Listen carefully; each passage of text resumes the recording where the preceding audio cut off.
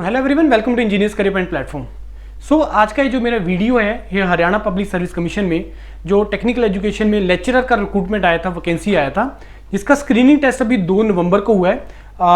आपकी आंसर की उन्होंने दी, पहले रिवाइज आंसर किया, फिर उसके बाद उन्होंने आपको मार्क्स डिक्लेयर कर दिए हैं।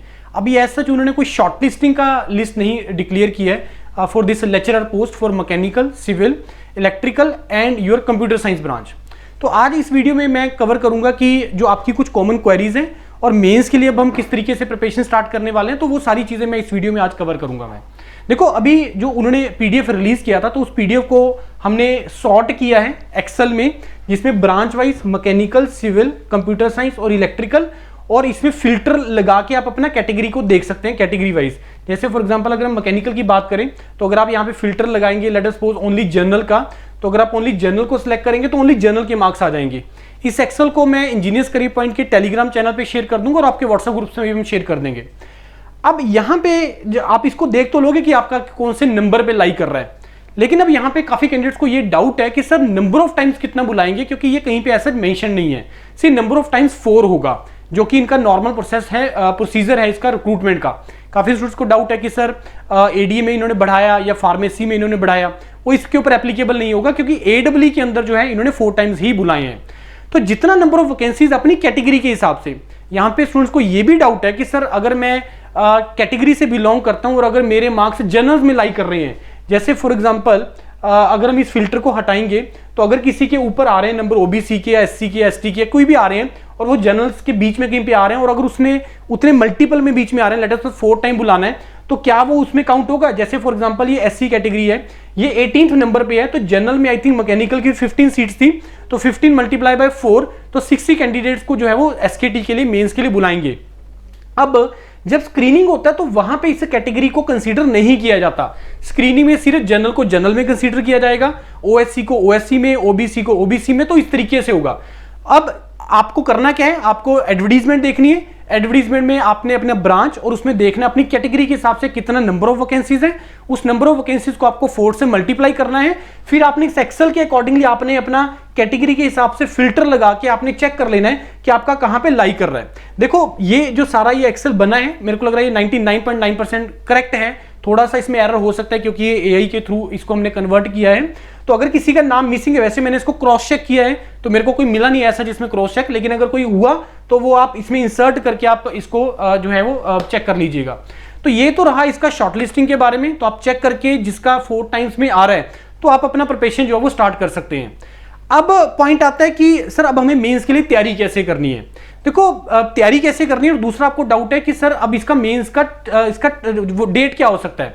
अब पहले तैयारी कैसे करनी है, तैयारी के लिए आज सुबह ही विजेंद्र सर का एक वीडियो डला है, वो जेनरिक वीडियो, वो उसका एडब्ल्यू से कोई रिलेशन नहीं है, वो एक जेनरिक वीडियो है कि जिसमें आपको मेंस के लिए तैयारी कैसे करनी है। सर ने बहुत ज्यादा आपको पॉइंट्स दिए, उन पॉइंट्स को फॉलो करते हुए आपको अपना मेंस के लिए आपको अपना राइटिंग स्टार्ट कर देना है। अब हम लोग इसको किस तरीके से स्टार्ट करेंगे, देखो जब इसका नोटिफिकेशन आया था देन उस टाइम पे स्क्रीनिंग और मेंस, स्क्रीनिंग टेक्निकल होना था ऑब्जेक्टिव, और मेंस आपका सब्जेक्टिव होना टेक्निकल, जो कि अभी भी एप्लीकेबल है। स्क्रीनिंग का सिलेबस और उन्होंने वो चेंज कर दिया सारा। अब इसका सिलेबस सारा कंप्लीट हो चुका है, मैकेनिकल, सिविल, कंप्यूटर, इलेक्ट्रिकल, इसका सिलेबस सारा कंप्लीट है। अब हम लोग इसमें पढ़ाएंगे कुछ नहीं, पढ़ाना हमने कुछ नहीं है। अब हम लोग करेंगे सब्जेक्टिव क्वेश्चंस प्रैक्टिस करेंगे, जिसमें आपको क्वेश्चन बैंक मिलेगा एक पर्टिकुलर सब्जेक्ट का, जिसमें थ्योरेटिकल क्वेश्चंस भी होंगे, जिसमें न्यूमेरिकल क्वेश्चंस भी होंगे। न्यूमेरिकल क्वेश्चंस टीचर्स आपको सॉल्व भी करवाएंगे, थ्योरेटिकल के लिए आपको भी वो देंगे कि आप इसको लिखिए और टीचर से चेक करवाइए। तो मतलब प्रैक्टिस और आपका राइटिंग दोनों पैरेलल चल रहे हैं, क्योंकि जब तक आप लिखेंगे नहीं तब तक आपको कॉन्फिडेंस नहीं आएगा और वहां पे जाके टाइम मैनेज नहीं हो पाएगा।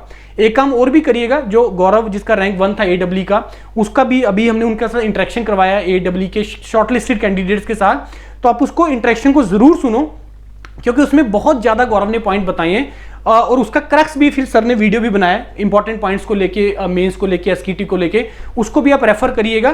तो फिर आपने जैसे मंडे से क्लासेस होगा तो इसमें आपका न्यूमेरिकल पार्ट और थ्योरेटिकल पार्ट, थ्योरी वाले क्वेश्चन और न्यूमेरिकल दोनों लेके चलने हैं।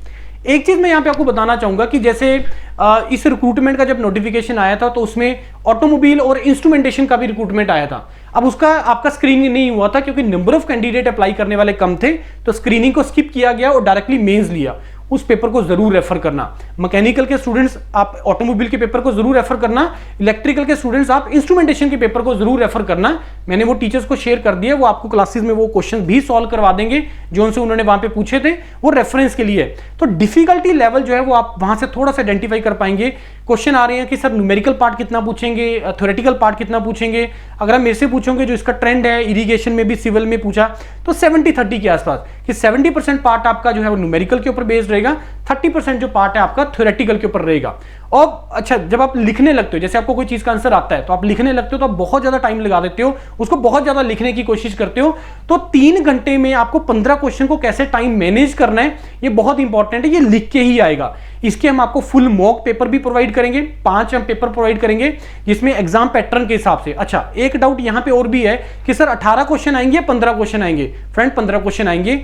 अभी जो रिसेंटली हरियाणा पेपर ले रहा है उसमें वो सारे सिर्फ 15 क्वेश्चन ही पूछ रहा है, 18 क्वेश्चन नहीं दे रहा है। 18 में से पहले ऑप्शन होता था कि आपके पास 3 आप उसको चॉइस कर सकते थे कि 18 में से 15 करने, अब 15 ही आएंगे। फिर सब पार्ट उसमें होते हैं, 5-5 के किसी पार्ट सब्जेक्ट क्वेश्चन को वो 2 पार्ट में डिवाइड कर देते हैं, 5-5 क्वेश्चन में आ जाते हैं। तो ये तरीके से है ये सारा पैटर्न फॉलो करो। मंडे से इसका क्लासेस स्टार्ट कर देंगे, मैकेनिकल, सिविल, कंप्यूटर और इलेक्ट्रिकल। सिविल वाले जो कैंडिडेट्स हैं उनका मैंने एई का भी एक्सेस आपको दिया हुआ है, तो उससे भी आप सब्जेक्ट को रेडी कर सकते हैं। इसमें मैंने प्रीवियस पेपर का जो स्पेशली फॉर मैकेनिकल और सिविल के कैंडिडेट को, जब इरिगेशन का रिक्रूटमेंट आया था तो उसमें भी हमने सब्जेक्टिव क्वेश्चन प्रैक्टिस किया था, तो वो रिकॉर्डेड का एक्सेस भी आप लोगों को मिला हुआ है और वहां पे क्वेश्चन बैंक भी पड़े हैं सब्जेक्ट्स के, तो उसको भी आप रेफर कर सकते हो। तो कंटेंट आपके पास सफिशिएंट है। लेकिन मेन चीज वही आ जाती है कि मेंस में, एसकेटी में जो वहां पे जाके बच्चे को प्रॉब्लम आती है, कैंडिडेट को प्रॉब्लम आती है, वो ये है कि टाइम नहीं मैनेज हो पाता है, तो उसको आपको लिख के करना है, लिख के प्रैक्टिस करना है। अब तीसरा जो सबसे इंपॉर्टेंट क्वेश्चन है कि सर इसका मेंस होने का क्या चांस हो सकता है, कब ये मेंस आ सकता है। अब 2 थ्योरीज हैं इसके ऊपर जो मैं रेफर कर रहा हूं। पहला कि जो अभी इंस्ट्रूमेंटेशन और इसका ऑटोमोबाइल का उन्होंने टाइम दिया, जब डेट अनाउंस किया तो उन्होंने रफली 20 to 25 डेज का आपको टाइम दिया था और उसमें उन्होंने मेंस अनाउंस किया।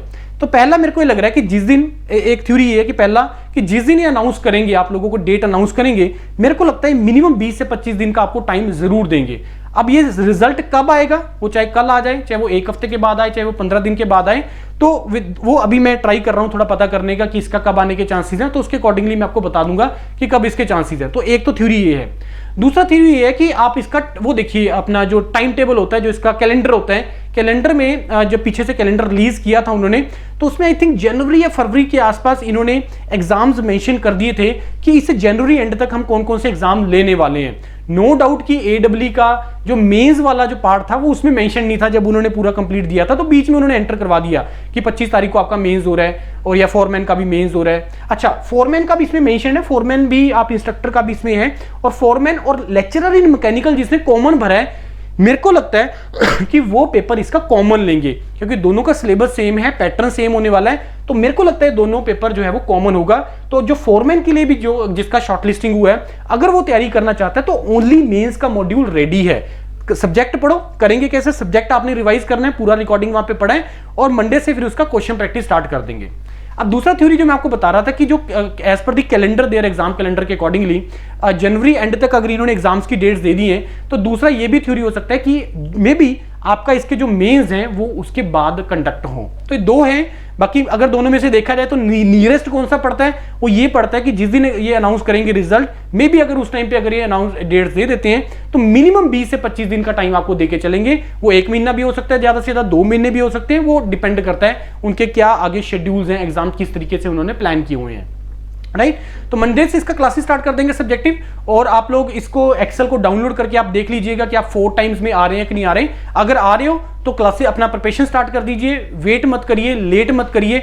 अच्छा, एक और इंपॉर्टेंट चीज कि अब आपके स्क्रीनिंग के नंबर तो जुड़ने नहीं है, जितने भी आपने मार्क्स लिए हैं तो वो तो काउंट वैसे भी नहीं होने हैं। जो मेन आपका जो सिलेक्शन है उसमें जो मार्क्स जुड़ेंगे आपके इससे सब्जेक्ट नॉलेज टेस्ट के जुड़ेंगे और आपके इंटरव्यू के जुड़ेंगे, तो इसमें आपको अच्छा स्कोर करना पड़ेगा, फिर उसके बाद में जाके आपको इंटरव्यू के लिए भी अच्छा स्कोर करना पड़ेगा। बाकी इसके रिलेटेड अगर आपको कोई और क्वेरी रह जाता है, आप मॉड्यूल से रिलेटेड कोई क्वेरी है, तो आप इस वीडियो के डिस्क्रिप्शन में गूगल फॉर्म है उसको फिल कर दीजिए, कॉन्टैक्ट नंबर दिए, इस पे आप कॉल कर लीजिए। बाकी आप लोग वेबसाइट पे जाके, जिसका लिंक भी इस वीडियो के डिस्क्रिप्शन में दिया हुआ है, वहां पे जाके आप इसको डायरेक्टली एनरोल कर सकते हैं, right. Thank you and all the best to all of you.